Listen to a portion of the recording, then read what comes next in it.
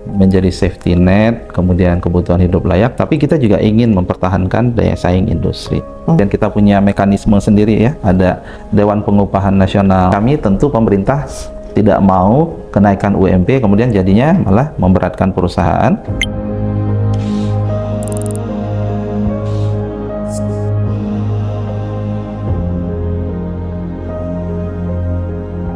Baru sesudah MK. Jadi artinya ketika putusan MK, kalau seandainya putusan MK itu tidak ada, artinya kan PP 51-nya masih berlaku, gitu ya. Nah, itu hanya bisa dirubah dengan kebijakan dari Pak Presiden, gitu ya. Yang terjadi adalah putusan MK-nya duluan muncul. Oke, gitu ya. Saat itu kami masih awal-awal, begitu ya. Ini bagaimana nih kita akan seperti apa? Itu kan masih per akhir Oktober ya, akhir Oktober, dan kita tidak belum sampai kemudian ini nanti kalau seandainya MK putusannya seperti ini, ya, muncullah putusan MK, ya kemudian disitulah langsung kita melakukan koordinasi dengan cepat ya.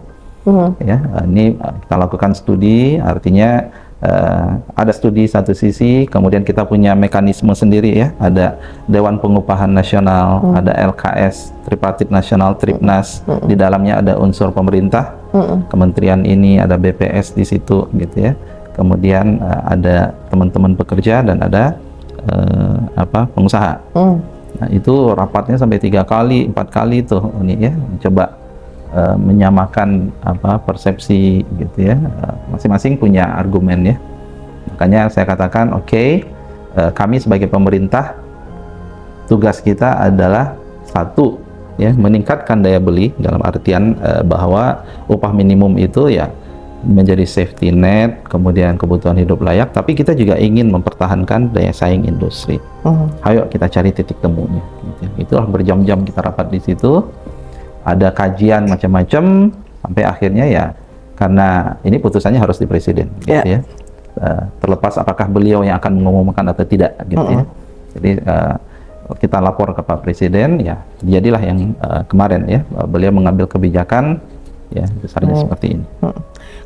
UMP ini memang yang 6,5% hanya untuk 2025. Itu yang satu ya, jadi bukan untuk tahun-tahun sesudahnya. Challenge kita itu adalah basis UMP 2024 itu beragam antar provinsi, kota, kabupaten.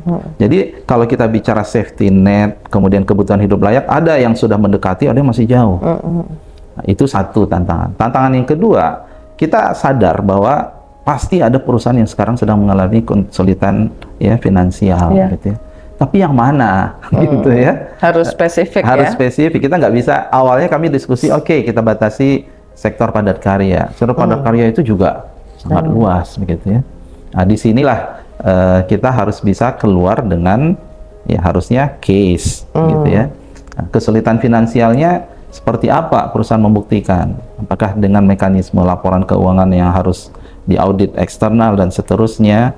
Ini yang sedang kita coba rumuskan. Dan kita masih punya waktu lah gitu ya, sampai nanti mekanisme yang adil, mekanisme yang benar transparan, tapi semangatnya sama, teman-teman Apindo paham gitu ya.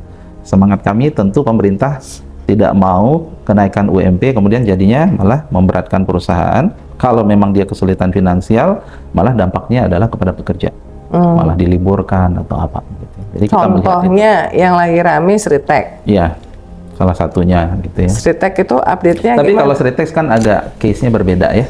Ya karena ini ada isu terkait tentang palilit ya. Jadi saya melihatnya itu udah ranah hukum sih Uni gitu ya.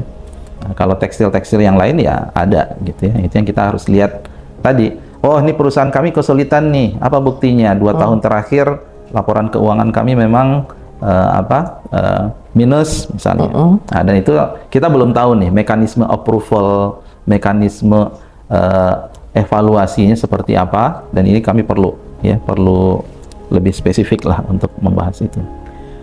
Prof, gimana bisa melihat sebuah perusahaan tadi bisa concern atau dilihat hanya dari laporan keuangan apa segala macam?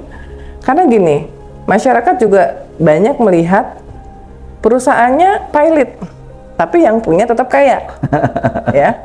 Jadi kayak perusahaannya pilot minta tolong ke pemerintah untuk supaya di take over nih urusan buruh karyawan. Tapi yang punya tetap kaya, mungkin malah dia mengembangkan bisnis yang di tempat yang lain. Nah, gimana tuh? Iya, jadi masalah laporan itu kan baru satu contoh ini ya. Jadi belum tentu ke sana sebenarnya. Itu yang kami sampaikan ke teman-teman Apindo. Ayo kita diskusi. Kami sadar bahwa pemerintah kita harus melindungi. Nah, ini memang belum selesai ini, gitu ya, belum selesai. Jadi bagaimana kita mengidentifikasi tadi ya perusahaannya kesulitan. Memang itu tidak mudah. Ya, memang kami juga, makanya kami juga hati-hati. Ya, kita hati-hati.